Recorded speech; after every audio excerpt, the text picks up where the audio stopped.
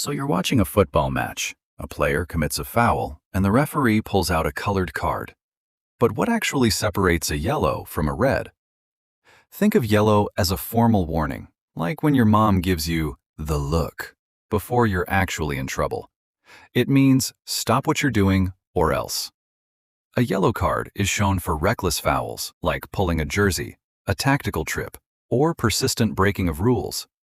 And if you get 2 yellows in the same match, those 2 warnings automatically become a red, which means you're sent off immediately and your team plays with 1 less player for the rest of the game.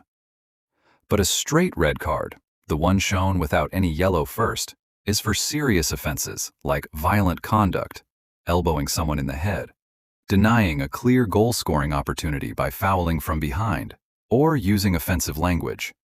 When you see red, you're done.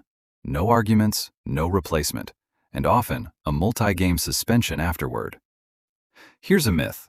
People think all red cards are the same, but actually, a second yellow red might get you a 1-match ban, while a straight red for violent conduct could be 3 matches or more. Why does this matter? Because understanding cards helps you predict momentum swings in a match. A team down to 10 men almost always defends deeper, and that changes everything.